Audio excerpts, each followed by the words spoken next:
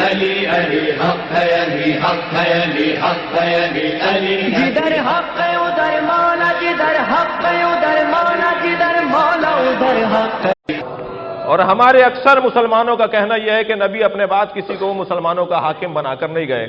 ہم نے اکثریت کو نہیں دیکھا، ہم نے تعداد کو نہیں دیکھا، ہم نے طاقت کو نہیں دیکھا، ہم نے ان کے پاس موجود وسائل کی پرواہ نہیں کی، ہم نے ان کے روب میں آئے بغیر ہم نے کہا نہیں یہ غلط بات ہے، یہ معقول بات نہیں ہے، یہ عقل سے دور بات ہے کہ اگر مولانا جناب صادق صاحب اگر نماز جو یہاں پڑھاتے ہیں اگر 2 دن کے لیے کسی عزیز سے ملنے کے لیے لاہور چلے جائیں تو وہ بغیر بتائے چلے جائیں، بغیر کسی پیش نماز کو بٹھائے چلے جائیں، نمازیوں کی پرواہ کیے بغیر ایسے ہی چلے جائیں۔ ہم 2 رکعت کے نماز کے امام سے تو یہ توقع نہیں کرتے، اور جو پوری کائنات کا امام ہے وہ چھوڑ کر جا رہا ہے بغیر سرپرست کے، تو کسی کو چھوڑ کر گیا ہے، وہ عقل نہیں مانتی۔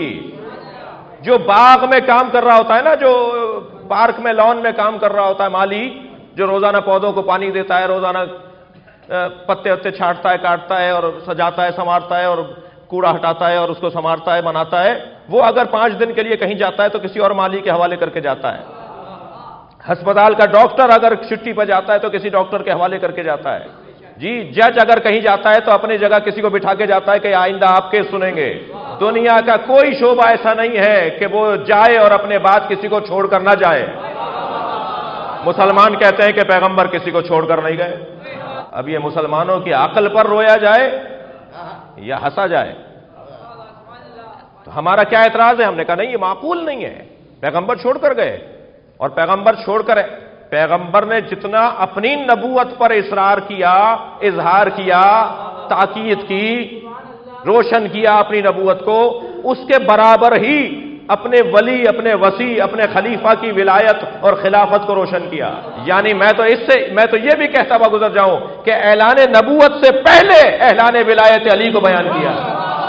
دعوت ذوالعشیرہ میں کیا ہوا ہے؟ دعوت ذوالعشیرہ میں اپنے اعلان سے پہلے فرمایا کون ہے جو میرے اس مشکل کام میں میری مدد کرے گا؟ کون ہے جو میری اس مشکل امر کے اندر، میرے اس مشکل امر میں میری مدد کرے گا؟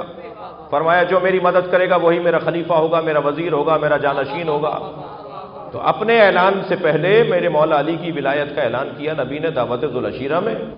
وہاں مولا علی نے فرمایا میں آپ کی مدد کروں گا۔ ایک وعدہ علی نے کیا، 23 برس تک وعدے کی وفا کی، اور نبی نے ایک وعدہ کیا تھا کہ جو میری مدد کرے گا وہ میرا خلیفہ ہوگا۔ یا رسول اللہ، علی نے تو اپنے وعدے کی وفا 23 برس تک کر دی، آپ بھی تو اپنے وعدے کی وفا کیجئے۔ تو یہ غدیر کے میدان میں نبی وعدے کی وفا ہی تو کر رہے ہیں۔ من کنت مولا فہذا علی مولا۔ صلوات پڑھیں گے محمد و آل محمد۔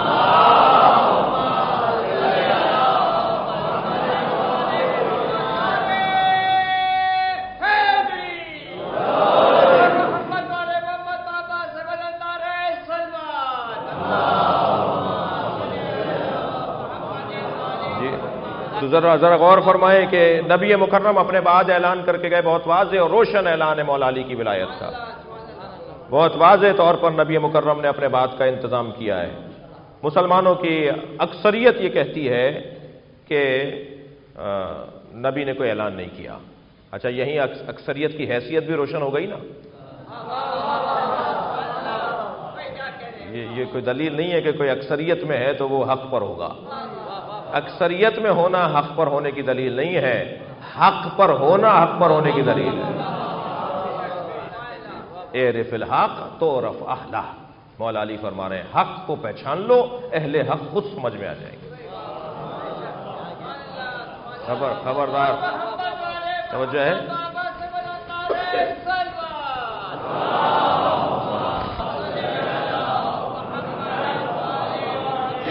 جدھر حق ہے ادھر مولا، جدھر حق ہے ادھر مولا، جدھر مولا ادھر حق۔